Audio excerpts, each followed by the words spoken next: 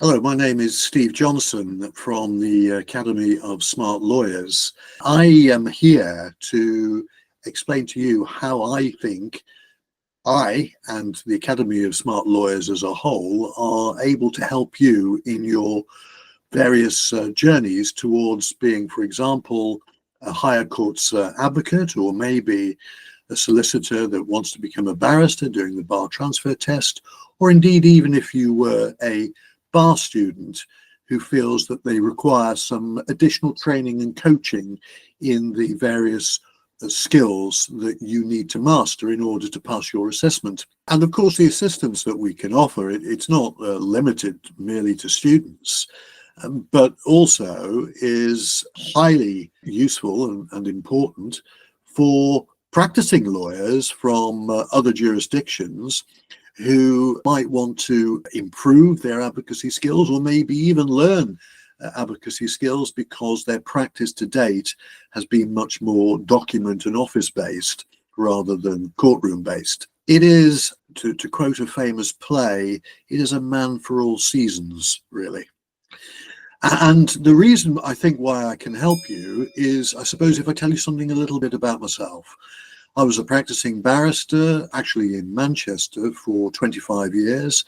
I actually practiced initially across all of the disciplines, but for the last 12 or 13 years, I was criminal barrister, and I specialized in crime and in particular trial advocacy. Throughout my time at the bar, I also became involved in the training and coaching of practicing barristers in advocacy skills, and in particular in trial skills. And that was experience and training that later on in life I took with me.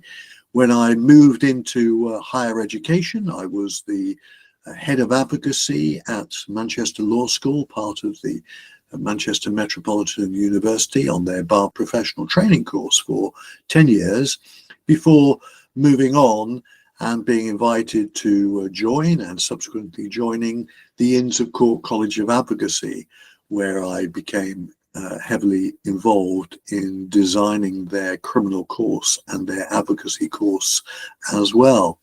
So that's me in a nutshell. And what that really means is that I pretty well know anything that you need to know about advocacy. And what I want to do is to share that with you and help you to hone your skills, whether it be in submissions advocacy or in trial advocacy, such as, of course, for example, in evidence in chief or cross-examination.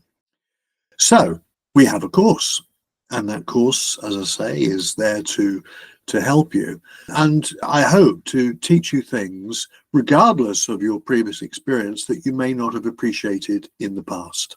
We will, as well as offering you some training films, both in cross-examination and evidence in chief, what we'll also be doing is providing one-to-one coaching on the specific skills. That coaching is going to be with me, or if not with me, a highly experienced member of our team. And what are you going to discover? Well, I think with cross-examination, you will learn quite a lot. One of the key things I hope to help you with is not to be nervous about cross-examining, and to explain to you why you might feel nervous and how you can deal with those nerves by taking control of the cross-examination. So I'll teach you various skills and techniques.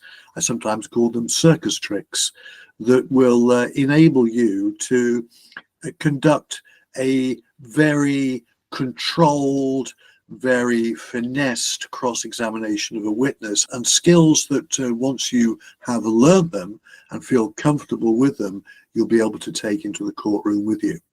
So we'll be looking at things such as, what is the difference between closed questions and leading questions?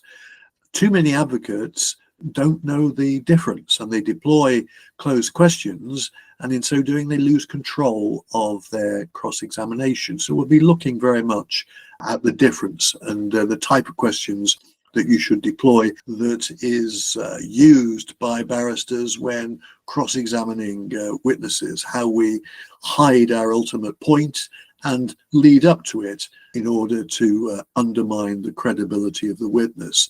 And undermining the credibility of the witness, of course, is key in cross-examination. And there are all sorts of tricks and techniques that I want to help you with that will be highly useful for you.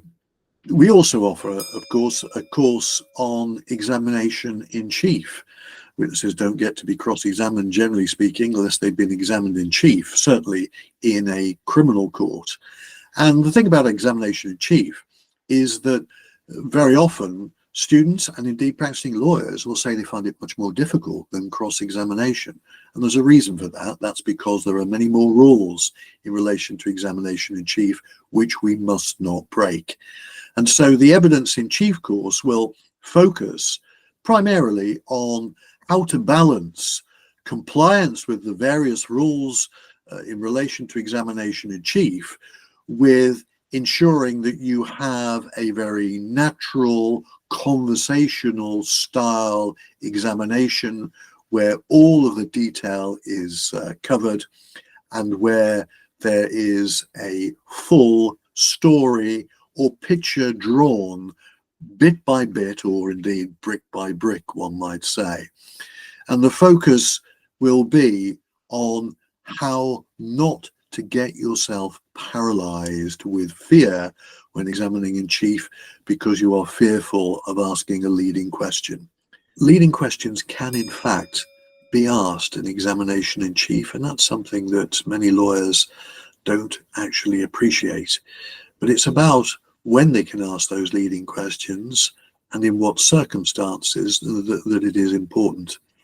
And that is exactly how I will help you with that, because I'll teach you and I'll train you how to embark upon an examination in chief, how to conduct that examination without being gripped by fear or being paralyzed by fear of the leading question.